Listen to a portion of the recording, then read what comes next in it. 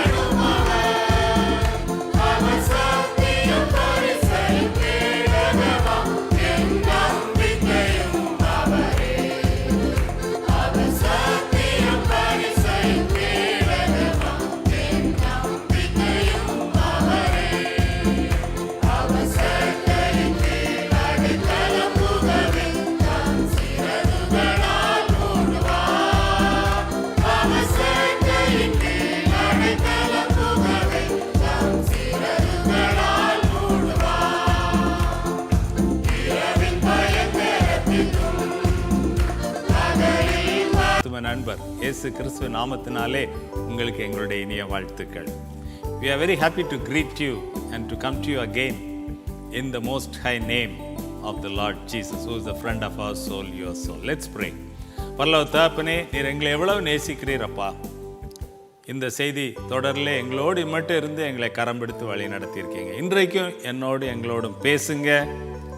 அவளோடு உம்முடைய சத்தியத்தை கேட்டு வருகிற உம்முடைய மக்களை சந்தியுங்க, ஆசீர்வதிங்க. Father, you've been so gracious to us.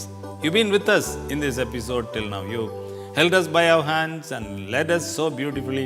Today also, meet us, meet the people who are eagerly waiting for your word. Let your presence be felt and let there be a great blessing. In Jesus' name, Amen. அருமையான நண்பர்களே, இன்னொரு முறை இந்த செய்தி தொடரிலே இதனுடைய வார்த்தையோடு உங்களை சந்திக்கிறதுல நாங்கள் மிகுந்த சந்தோஷப்படுகிறோம். மறுபடியுமாக உங்களை உற்சாகப்படுத்துகிறோம். யூடியூப்பில் போய் Jesus the friend of your soul and peace giver சொல்லி போட்டு ஹேஷ்ன்னு சொல்லி எந்த நம்பரை வேணுமான்னு நீங்கள் போட்டு இதுவரை உள்ள செய்திகளை பார்க்கலாம். இன்றைக்கு நம்ம 64வது இந்த செய்தியிலே வந்திருக்கிறோம். So we encourage you to go back to YouTube, type Jesus the friend of your soul and peace giver hash and whichever number you want to see, and you can see and be blessed and introduce to your friends. Let's go on to today's message. கடந்த 7 செய்திகளிலே அந்த செவிடும் ஊமையுமான அந்த பொல்லாத அசுத்தாவி எப்படி அந்த சிசரியா பிலிப்பி என்கிற அந்த பானியாஸ் என்கிற அந்த பகுதியிலே இயேசு அந்த அசுத்தாவியை விரட்டி அந்த ஒரு மகனுக்கு விடுதலையை கொடுத்தார் என்பதை பார்த்து அதிலிருந்து அநேக காரியங்களை நம்ம கற்றுக்கொண்டோம். In the last episodes we learned a lot of valuable lessons. The Holy Spirit taught us from the life of the boy where there was a deaf and dumb spirit troubling him and Jesus delivered him from that. This happened in the area of Caesarea Philippi, outside the territory of Israel in பானியாஸ். இன்றைக்கு நம்ம இந்த ஆராதனையின் முக்கியத்துவத்தை குறித்து சிறிது தியானிக்க போகிறோம். What is the important of true worship? We are going to meditate a little bit about that. ரோமருக்கு எழுதின நிருபம் 1வது அதிகாரத்தை தயவுசெய்து நீங்கள் போய் வாசிங்க. அதில் பவுல் அப்போஸ்தலன் அநேக சத்தியங்களை எங்கே நமக்கு கற்றுத்தருகிறார். Please go and read Romans chapter 1. And there the Apostle Paul is teaching us a lot of valuable lessons regarding true worship. சரி, அங்கே அவர் ரோமர் 1:19 என்ன சொல்கிறாருன்னு சொல்லி பார்ப்போம். Let's see what he is writing in Romans 1:19 about humanity. How we cannot give any excuse for not worshipping the true God, not worshipping our Creator. Romans 1:19, what may be known of God is manifest in them, for God has shown it to them. அப்போ ஜீவனுள்ள தேவனை அவரை அறிந்து கொள்ள முடியாது, அவரை எனக்கு தெரியாதுன்னு யாருமே சொல்ல முடியாது. ஏன்னா அதை அவர் அவங்களுக்குள்ளாலே அந்த வெளிப்பாட்டை வைத்திருக்கிறார்.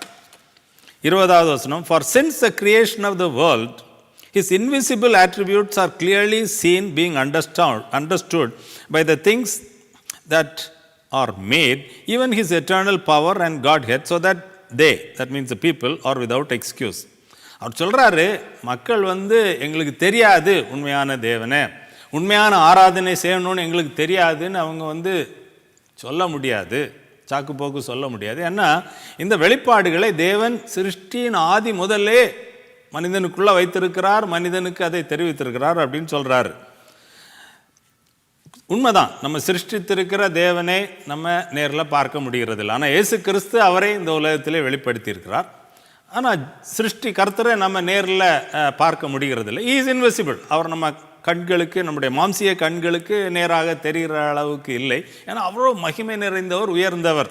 அவரை நம்ம கண்களால், இந்த மாம்சிய கண்களால் பார்த்து நம்ம வாழ முடியாது. அவ்வளோ மகிமை நிறைந்தவராக இருக்கிறார். சரி, ஆனால் அவருடைய தன்மைகள், அவர் எப்படிப்பட்டவர்? பரிசுத்தமானவர், நித்தியமானவர், சர்வ வல்லமை படைத்தவர், சகலத்தை அறிந்தவர். இப்படிப்பட்ட அவருடைய குணாதிசயங்கள்லாம் என்ன சொல்கிறாருன்னா சிருஷ்டி மூலமாக வெளிப்பட்டிருக்கு அப்படின்னு சொல்கிறார். பிதா, குமாரன், பரிசுத்தாவியா ஆகிய தேவன் ஒன்றாய் செயல்படுகிற தேவன், அவருடைய சிருஷ்டிப்பின் வல்லமை, மகிமை எல்லாம் சிருஷ்டியின் மூலமாக வெளிப்படுறது அப்படின்னு சொல்கிறார். So he is saying, you look at creation, any sensible person should be able to know that attributes of the God who is the creator, who is invisible but who is behind creation. நம்ம சிருஷ்டியை பார்க்கும் பொழுது, சிருஷ்டியில் ஒரு ஒழுங்கை பார்க்கும் பொழுது, அங்கே ஒன்றுக்கொன்று எதிர்மறையாக எல்லாம் ஒன்றோடு ஒன்று இணைந்து முழு சிருஷ்டியை செயல்படுவதை பார்க்கும் பொழுது, அதன் மகிமையை பார்க்கும் பொழுது, அங்கே வெளிப்பட்டிருக்கிற வல்லமையை பார்க்கும் பொழுது அவர் சொல்கிறாரு, மனிதன் அதன் மூலமாக யார் ஜீவனுள்ள தேவன், சிருஷ்டிகர்த்தர் எப்படிப்பட்டவர் என்பதை அவன் அறிந்து கொள்ள முடியும், சாக்கு போக்கு சொல்ல முடியாது அப்படின்னு சொல்கிறார். Verse 21, because although they know God, they did not glorify him as God, nor were thankful, but became futile in their thoughts, and their foolish hearts were darkened. அவர் சொல்கிறாரு, அவங்க உண்மையான தேவனை அறியணுமே இல்லை, அவங்களுக்கு தெரியுது ஒரு ஜீவனுள்ள தேவன் இருக்கிறாரு, நம்ம சிருஷ்டித்தவர் இருக்கிறாரு, அவர் பரிசுத்தர், மகிமை நிறைந்தவர், அவரை நம்ம ஆராதிக்கணும் அப்படின்னு தெரிஞ்சும் அவங்க அந்த உண்மையை, அந்த அறிவை தங்களுடைய மனதிலே அவங்க தக்க வைத்துக்கொள்ள விரும்பவில்லை. அவங்க என்ன செய்கிறாங்க? நன்றி இல்லாதவங்களாக இருக்கிறாங்க. என்னை சிருஷ்டித்திருக்கிறீங்களே, என்னை ஒரு மனிதனாக சிருஷ்டித்திருக்கிறீங்க, சர்வ சிருஷ்டிக்கும் தலையாக சிருஷ்டி, இந்த உலகத்தில் என்ன வச்சுருக்கீங்க, ஜீவன் சுகம்பலன் கொடுத்துருக்கீங்க, நண்பர்களை கொடுத்துருக்கீங்க, குடும்பத்தை கொடுத்துருக்கீங்க, இதெல்லாம் அவங்க நினச்சி அவருக்கு நன்றி இல்லாதவங்களாக இருக்கிறாங்க. அவங்க தங்களுடைய சொந்த சிந்தையிலே அவங்க நாங்கள் பெரிய புத்திமான்னு சொல்லிக்கொண்டு அவங்க என்ன செய்கிறாங்களாம், அவங்களுடைய இருதயம், அவங்களுடைய பொல்லாத இருதயம், அல்லது அது அந்த இருதயம் வழி தப்பி போன ஒரு இருதயம், புத்தியற்ற ஒரு இருதயம் அப்படின்னு சொல்கிறாரு. ஃபூலிஷ் ஹார்ட்ஸ் வேர் டார்க்கன்ட். அப்போ அவங்க சிந்தையிலே தேவனுக்கு இடம் கொடுக்காம தங்களை பெரிதாக எண்ணிக்கொண்டு அவங்க அந்த சிந்தையிலேயே அவங்க செயல்பட்டு தங்களுடைய இருதயம் பொல்லாத இருதயமாக மாறி தங்களுடைய உள்ளத்தில் அவங்க இருள் அடைந்தவங்களாக இருக்கிறாங்க அப்படின்னு சொல்கிறாரு. Verse 22, professing to be wise, they became fools or got fooled. அவங்க சொல்கிறாங்க, நாங்கள்லாம் ரொம்ப புத்திமான்கப்பா, கடவுள் எங்களுக்கு பார்க்க முடியல அப்படின்னு சொல்லிவிட்டு அவங்க நாங்கள் பெரிய புத்திமான்னு சொல்லி அவங்க என்ன சொல்கிறாங்களாம், அவங்க தங்களைத்தானே ஏமாற்றி கொள்கிறார்கள் ஏமாளிகளாக மாறிவிட்டார்கள் அப்படின்னு சொல்றார். Verse 23, and change the glory of the corruptible God into an image made like corruptible man and birds and four-footed animals and creeping things. இந்த வசனத்தில் அவர் சொல்றாரு, இவங்க ஜீவனுள்ள தேவனை நம்ம காண முடியாமல் இருக்கிறது, ஆனால் அவர் மகிமை உள்ளவர், அவரை உண்மையாக நம்ம அறிந்து சிருஷ்டியின் மூலமாக அறிந்து அவரை நம்ம தொழுது கொள்ள வேண்டும். அப்போ மனிதன் என்ன செய்கிறான், அவன் நான் பெரிய புத்திமான்னு சொல்லிக்கொண்டு தன்னுடைய இருதயத்திலே இருள் அடைந்து தன்னையே ஏமாற்றி கொண்டு ஏமாளியாக மாறி அவன் சிருஷ்டிகரை தொழுது கொள்ளாமல் இருக்கிறது மட்டுமல்ல, அவன் என்ன செய்கிறானா, சிருஷ்டியை தொழுது கொள்றானா. சிருஷ்டிப்பில் சில சிருஷ்டியை எடுத்துக்கொண்டு அதற்கு அவன் உரு கொடுத்து அதை அவன் தொழுது கொள்றான் அப்படின்னு சொல்றாரு. அப்போ இந்த சிருஷ்டிக்கு பின்னால் இருக்கிற சிருஷ்டிகரை தொழுது கொள்ளாமல் அவருடைய மகிமையை அவன் சிருஷ்டிக்கு கொடுத்து சிருஷ்டியை தொழுது கொள்றான் அப்படின்னு அங்கே சொல்றாரு. verse 23. verse 24, therefore God also gave them up to uncleanness in the lusts of their hearts to dishonor their bodies among themselves. இப்போ அங்கே ஆராதனையிலிருந்து வாழ்க்கை முறைக்கு நடைமுறைக்கு வர்றாரு. மனிதன் இயற்கைக்கு மீறி அவன் மாறான காரியங்களை செய்கிறான்னா அதுக்கு காரணம் என்ன அப்படின்னு சொல்றாரு. See, now he is coming from worship to the day-to-day life where man is boasting that I am so wise, I have all the rights, I can do what I like, I can do what I please. Now what he is doing is he is doing unnatural things. That is the result of lack of true worship and also false worship. உண்மையான ஆராதனை இல்லை, தவறான ஆராதனை, அதன் விளைவாக வருகிறது தான் இந்த இயற்கைக்கு மாறான ஒரு செயல்பாடு வாழ்க்கையில். verse 25, who exchanged the truth of God for a lie and worshipped and served the creature rather than the creator who is blessed forever. Amen. அவன் என்ன செய்கிறான்னா, அந்த ஜீவனுள்ள தேவனை குறித்த சத்தியத்தை அவன் அதை மாற்றி பொய்யாக மாற்றி அவன் எதை ஆராதிக்கிறானா, எதை தொழுது கொள்றானா, சிருஷ்டியை தொழுது கொள்றானா. சிருஷ்டிகரை தொழுது கொள்ளாமல் சிருஷ்டியை தொழுது கொள்றானா. So he has changed the truth of God into a lie and he is worshipping the creation rather than the creator. And in the earlier episodes we saw when we worship something or somebody, we are submitting and surrendering to that authority of that thing that we worship. நம்ம யாரை தொழுது கொள்றோமோ ஆராதிக்கிறோமோ அதன் அதிகாரத்துக்கு கீழே நம்முடைய வாழ்க்கையை நம்ம ஒப்பு கொடுக்குறோம். அதுக்கு நம்ம ஊழியம் செய்கிறோம், அதுக்கு நம்ம சேவை செய்கிறோம். விரும்புகிறானா இல்லையோ, அவன் புத்திமான்னு சொல்கிறான், ஆனால் ஏமாளி ஆகிவிட்டான். அது இப்படி தான் நடக்கிறது. எப்படி பொல்லாத அசுத்த ஆவிகள் மனிதனை வெறுக்கிற ஆவிகள் அவனுடைய ஆராதனையை மாற்றி அமைத்து அவனை வழி தப்ப பண்ணி அந்த ஆராதனையை அவைகள் திருடி கொண்டு அந்த பொய்யான ஆராதனையிலே அவன் ஆராதிக்கிற மனிதனை அவன் எடுத்து அவன் மேல் ஆட்சி செய்து அவனை அழிக்கிறான் என்று சொல்லி இங்கே பார்க்கிறோம். So when we worship, we also serve the one whom we worship. அதான் இங்கே சொல்றாரு, who exchanged the truth of God for a lie and worshipped and served the creature rather than the creator who is blessed forever. அப்போ நம்ம யாரை தொழுது கொண்டு யாருக்கு சேவை செய்யணும், சிருஷ்டிகர்த்தருக்கு செய்ய வேண்டும். இங்கே மனிதன் என்ன செய்கிறான், சிருஷ்டியை தொழுது கொண்டு அவன் அந்த சிருஷ்டியை அவன் சேவிக்கிறவனாக மாறி விதமாக ஏமாந்து போய்விட்டான் அப்படின்னு சொல்றார். verse 26, for this reason, அப்போ அங்கே ஆராதனையில் அங்கே வழிமுறை மாறிவிட்டது, விதிமுறைக்கு அவன் விலகி விட்டான்னு சொல்லும்போது அவன் ஆட்டோமேட்டிக்காக என்ன செய்கிறான்னா, for this reason God gave them up to wild passions for even their women exchange the natural use for what is against nature. இப்போ இங்கே சொல்கிறாரு அவர், இதன் நிமித்தமாக தேவனை அவங்கள என்ன செய்யிட்டாராம், விட்டு விட்டாராம். அப்போ விட்டு விடும்போது என்ன செய்கிறது, அவருக்கு அங்கே வேறு வழி இல்லை.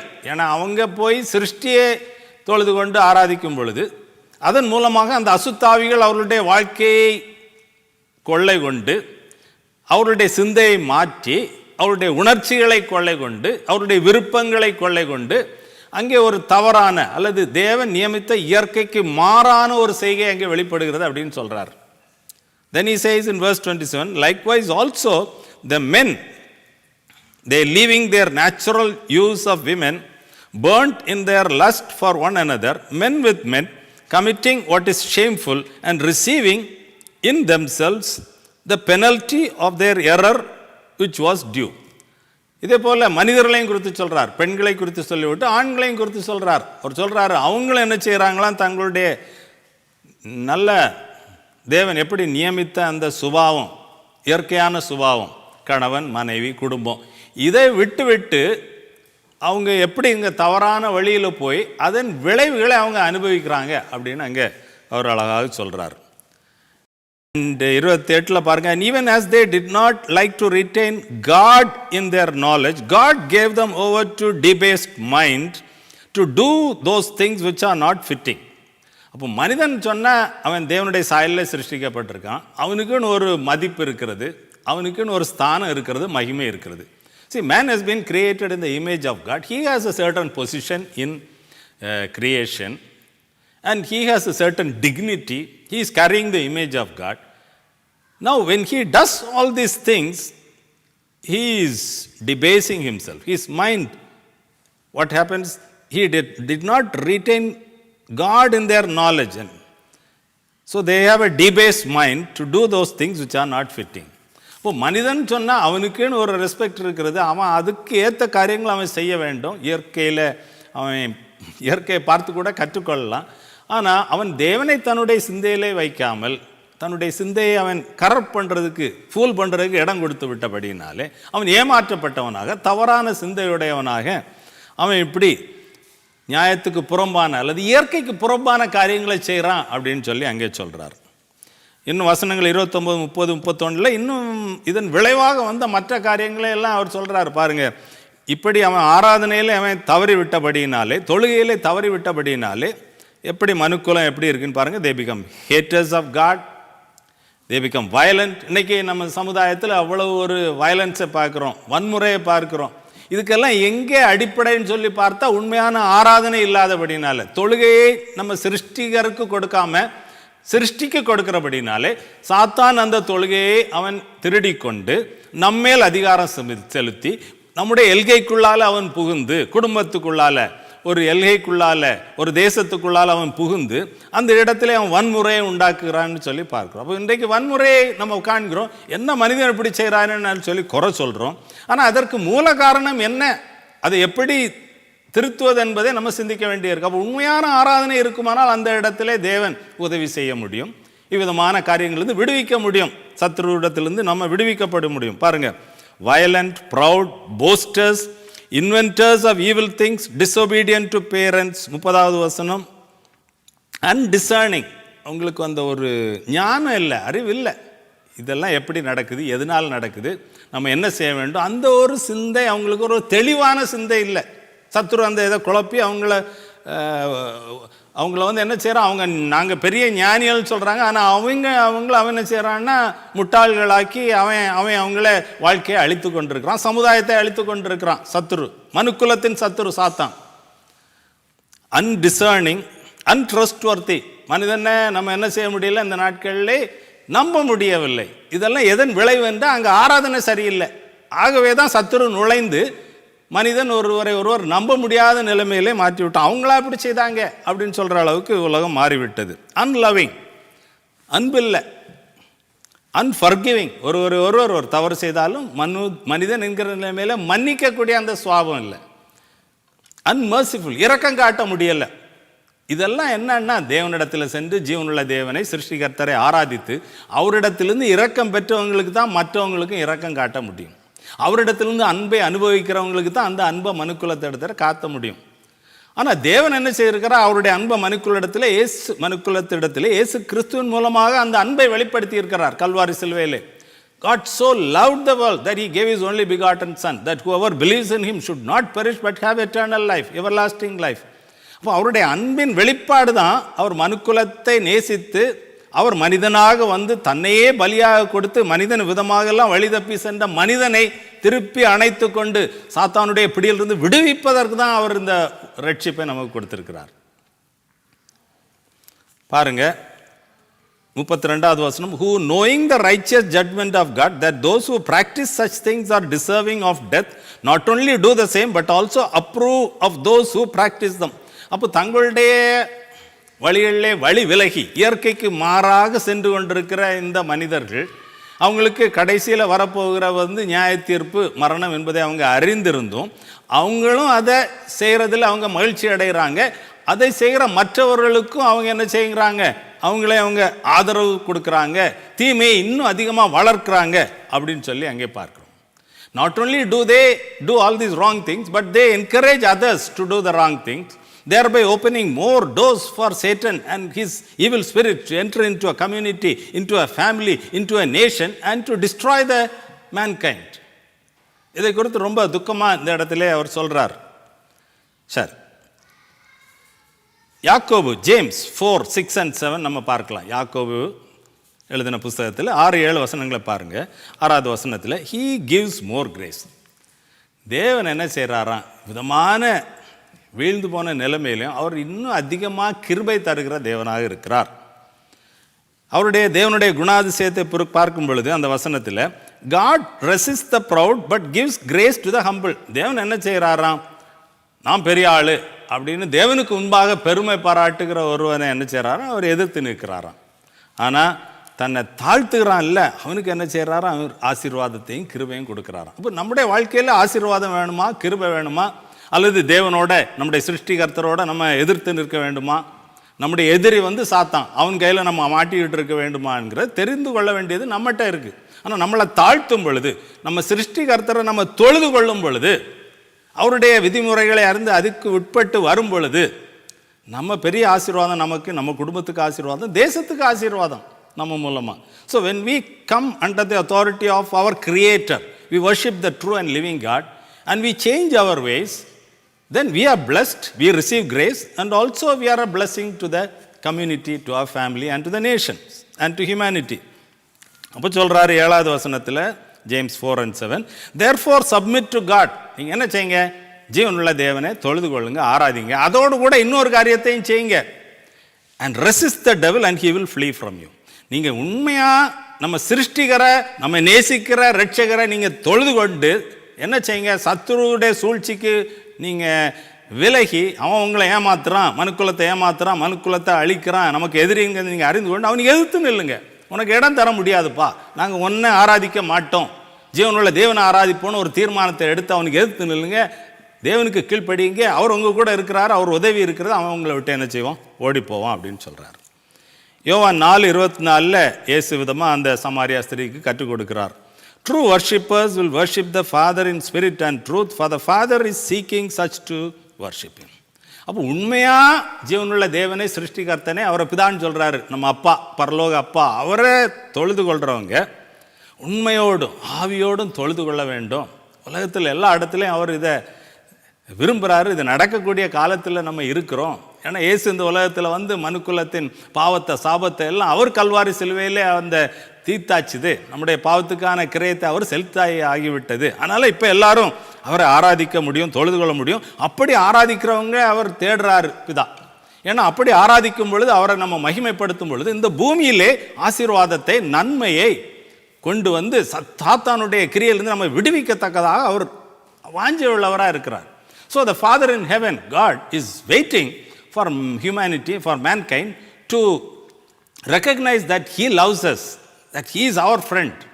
Lord Jesus, the friend of our soul, your soul. But the Satan, his evil angels, they are enemies of mankind. So we have to choose which way we want, and we choose Lord Jesus, and through Him we come to the Father and we worship Him, worship the Lord Jesus, and then we will be blessed. நம்ம வாழ்க்கையை குறித்து சிந்திப்போம், மனுக்குலத்தை குறித்து சிந்திப்போம், குடும்பத்தை குறித்து சிந்திப்போம். நம்மளும் ஆசீர்வதிக்கப்பட வேண்டிய வழியை தெரிந்து கொள்வோம், மனுக்குலத்துக்கு ஆசீர்வாதமாக மாறுவோம். ஜெபிப்போமா.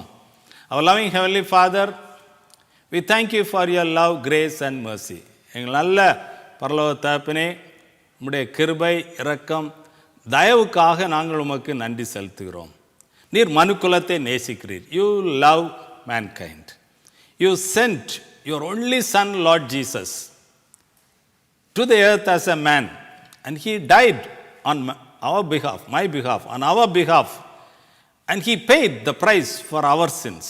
மனுக்குலம் நாங்கள் செய்த பாவத்தினுடைய கிரயத்தை அன்பு இரட்சகர் இயேசு இந்த உலகத்தில் அவர் மனிதனாக அவர் எங்களுக்காக மரித்து, அவர் அந்த கிரயத்தெல்லாம் செலுத்தி அவர் முடித்து, எங்கள் சாபத்தை, எங்கள் பாவத்தை, எங்கள் வியாதியை, எங்கள் நோய்களெல்லாம் அவர் சுமந்து தீர்த்திருக்கிறார். எங்களுக்கு பதிலாக அவர் சத்துருவை எதிர்கொண்டு, சத்துருவை மேற்கொண்டிருக்கிறார். Lord Jesus took our place on Calvary and he has overcome the devil and he has given us a blessing. He has removed our curse, he has removed our sins, and he has brought the favor of God upon our lives. இந்த நாளிலும் நீர் எங்களோடு உண்மையான ஆராதனையை குறித்து, தொழுகையை குறித்து பேசியிருக்கிறீர்.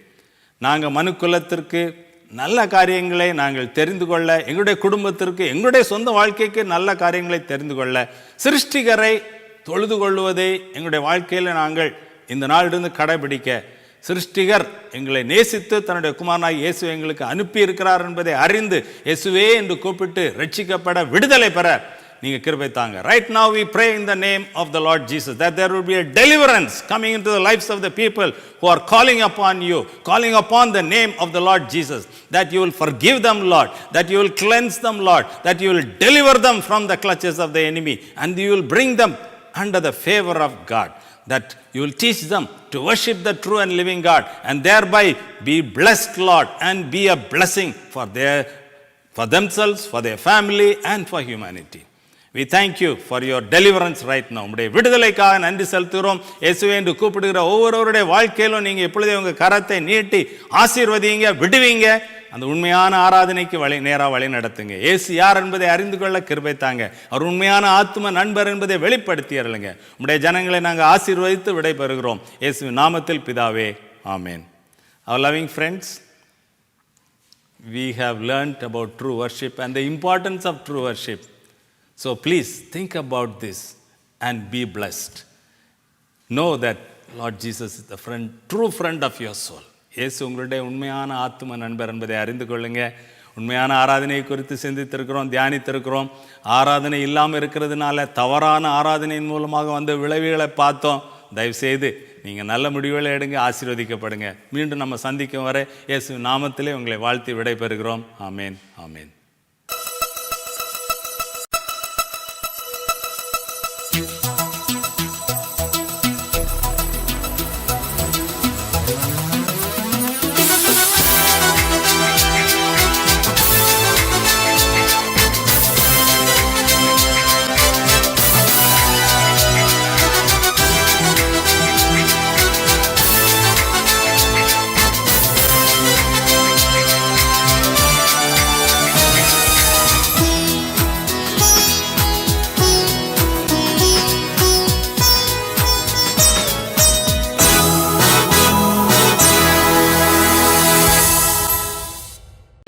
நமது ஜெபம் டிவியில் இயேசு உங்கள் ஆத்தும நண்பன். இன்னைக்கு நம்ம சமுதாயத்தில் அவ்வளவு ஒரு வயலன்ஸை பார்க்கிறோம், வன்முறையை பார்க்கிறோம். இதுக்கெல்லாம் எங்கே அடிப்படைன்னு சொல்லி பார்த்தா உண்மையான ஆராதனை இல்லாதபடினால. Every Saturday and Sunday, Jesus Friend of Your Soul program at 7 p.m. only on Jebam TV.